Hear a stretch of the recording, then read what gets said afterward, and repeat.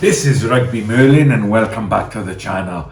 This is my review of Scotland versus Wales in the Six Nations 2025.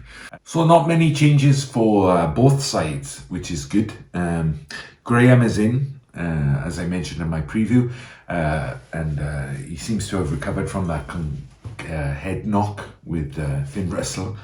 From a Wales perspective, how long has it been since we've had a little bit of continuity in selection? Great to see some combinations actually being, felt out. The back three is Scarlets, and 9 and 10, and then I think 13, all Gloucester players. So it's nice to see that finally from this Welsh team. Early on, Wales do get a penalty, very early actually, after a few minutes, and put some 3-0 in front.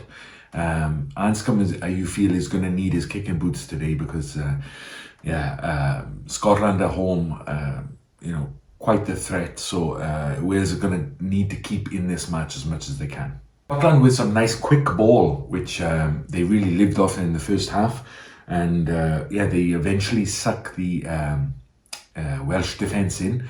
Jordan in the centre had a great game. I think he had 2 tries at the end, but eventually Wales do, as I say, get sucked in, and Kinghorn with a bit of flair on the wing, hanging out there, and he finishes it off very nicely, and Russell kicks it, but gives a kind of a ruse smile, because one of those kicks could have won them the game last week, and that's going to be at the back of the Scottish minds, that loss to England. So let's see how it goes from here.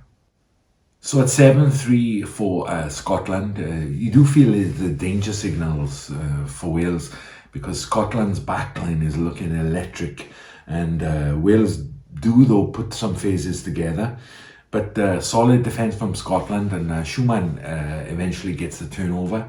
So puts the scuppers on that one. Scotland spin it wide, and they absolutely take Wales to the cleaners in the first half in the back line. It's quite an easy try really. It's kind of 1 or 2 phases. It goes out, and Jordan is the one to finish it off. And he was having a good game, some strong carries from him all match really. So now Scotland 2 tries up, so it's 14-3 with about 10 minutes gone. There's a ridiculous little conversation about an eye gouge from Thomas in the centre, the Welsh centre. I'm not sure whether they know what eye gouging really is, but that certainly wasn't it. He's just fending the guy. I'm glad the referee kind of shut that down and got on with the game. But Scotland are looking very dangerous, and at this moment it's like Captain Jack Morgan. He's just keeping us in the game really.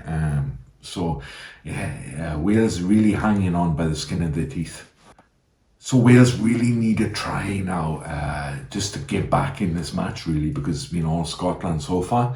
And they do get it. Anscombe, after a bit of hard running from the Welsh pack, puts a little awkward dink over, and Blair Murray, who had another great game at fullback, touches it down, and it's 14-8 now. So Wales really needed that try and a bit of relief for them. But Scotland storm right back, and they're playing the offload game, and it works out really well for them. They break Wales' defence down, and great hands from the Scottish team really, because everyone was involved, and eventually Graham gets over for a try. So at this point it's 21-8. Scotland kind of launch into quite a big lead early on in this game.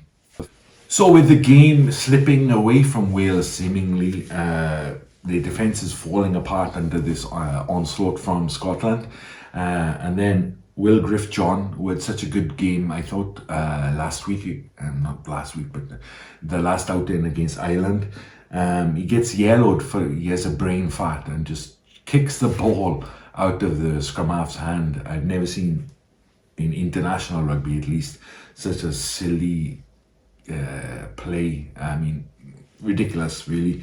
And Wales now down to 14, so just adding kind of fuel to the fire, really. And Wales are going to do well to hold on here. So the Welsh defence is all over the place, and they're struggling to really contain this rampant Scottish attack. Jordan gets his second try. Already a bonus point for Scotland, and it's 28-8. But Wales do just about manage to hold back Scotland until the halftime whistle. Will Griff-John's yellow card ends.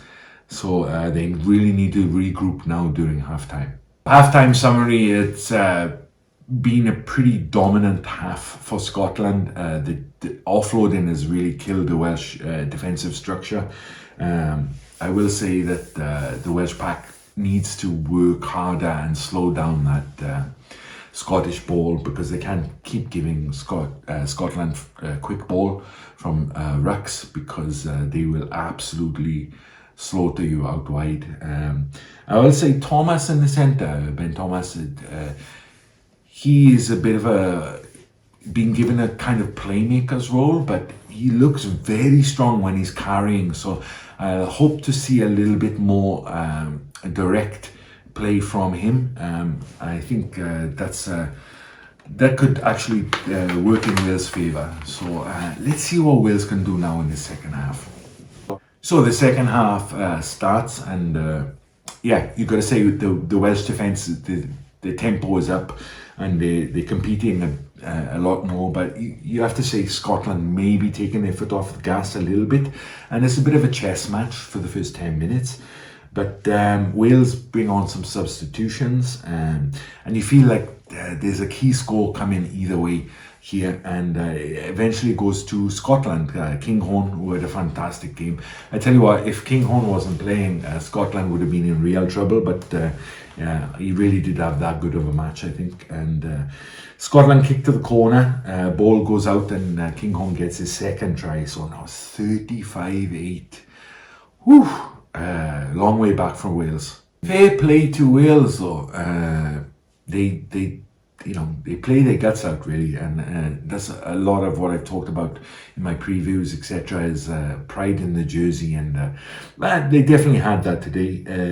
They managed to hold out Scotland, put some phases together, and then Thomas, he had a 19-man overlap, and he just takes it direct, and it shows you what he can do. He gets a nice try. And he needs to do more of that, and it's not his kind of responsibility to structure the attacking play, but if he can do that more often, I think Wales would be very successful.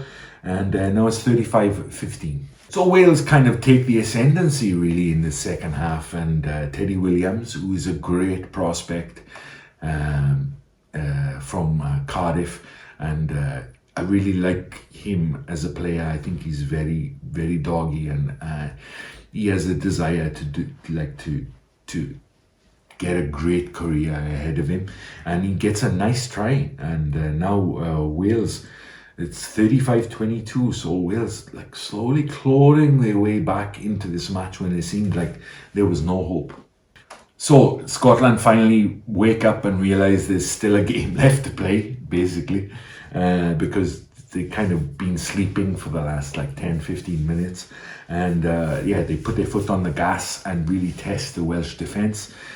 But heroic defence, really. I think they held up Scotland 3 times or something like that, and they put their bodies on the line.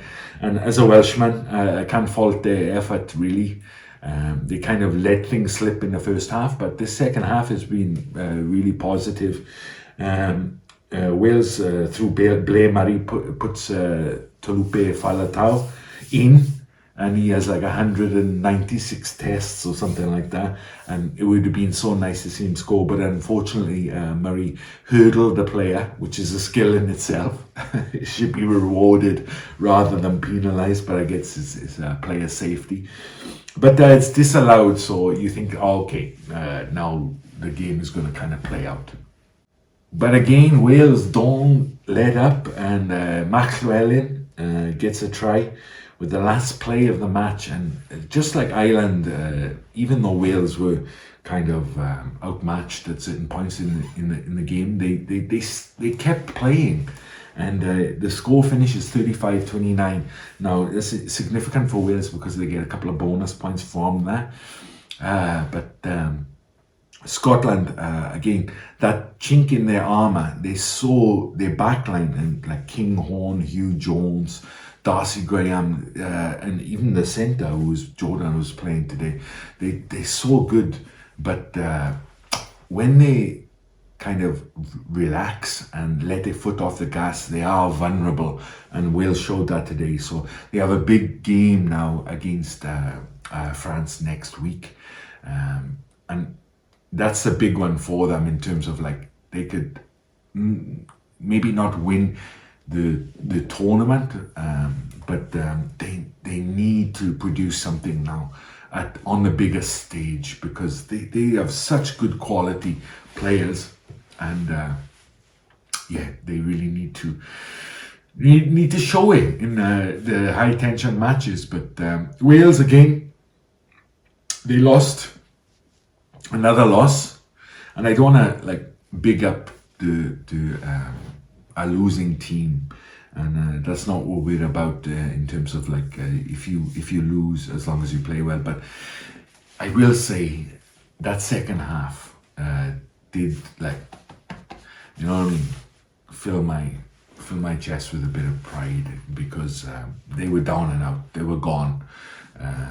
They were like 25 plus points down, but they stuck to their work, and they pulled out a respectable score in the end. So it's a difficult position to be in as a Welshman, you know.